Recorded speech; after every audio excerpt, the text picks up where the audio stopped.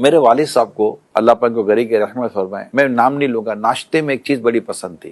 میں کیا کرتا تھا، وہ چیز ناشتے کی بازار سے خرید کر صبح 9 بجے میں کبھی پہنچ جاؤں نا، پھر بیٹھ کر میں ساتھ کھاتا تھا۔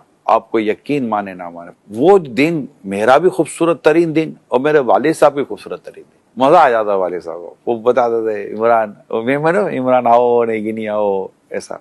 پھر ایک دن ایسا ہوا تھا کہ یہ میرے والد صاحب کے دنیا سے جانے سے پہلے کی بات ہے، میں والد صاحب کو کچھ سامان دلانے لے گیا، کپڑے جوتے وغیرہ، میں کہا آپ پسند کرو جو چاہیے لے لیں۔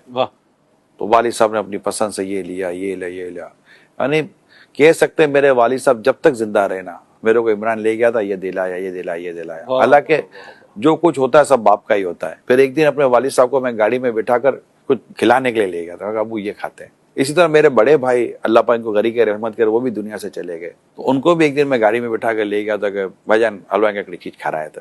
کیا بات! اب یہ میں صرف آپ کی ترغیب کے لیے کہہ رہا ہوں، اس طرح مطلب کسی اور لمحے بھی کبھی بھی آپ یہ کریں گے نا، کچھ لا کر اپنے امی کے آگے، اپنے گھر والوں کے آگے یہ رکھ دیں۔ اور ماں باپ کو ضرورت نہیں ہے، ماں باپ آپ سے زیادہ ساؤنڈ ہے ماشاءاللہ، لیکن یقین مانے ماں باپ کے پاس سونے کا ڈھیر ہو نا، آپ کا ایک کیلا ان کو جو خوش کرے گا نا، وہ سونے کا ڈھیر خوش نہیں کر رہا، کیونکہ وہ آپ لائیں۔ اس میں جتنا سکون آپ کو مل رہا ہوگا نا، آپ اس کو کسی بھی قیمت پہ خرید نہیں سکتے۔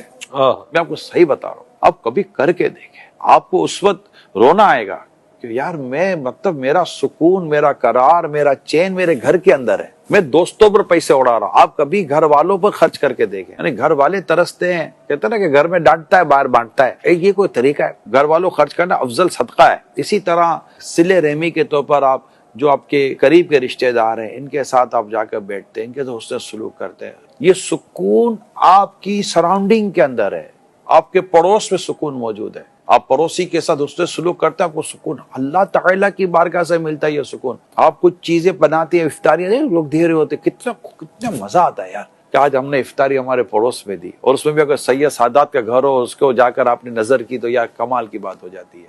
وہاں سے کبھی ادھر سے آ رہا ہوتا ہے، ادھر سے آ رہا ہوتا ہے، کبھی کسی کو، کبھی کسی کو، کبھی کسی کو۔ یہ سکون یہاں ہے، سکون گھر میں، خاندان میں، فیملی میں، مسجد میں ہے، قرآن کی زیارت میں، قرآن کے پڑھنے میں، تسبیحات میں ہے، اور ایک قناعت والی، سادگی والی زندگی میں سکون ہے۔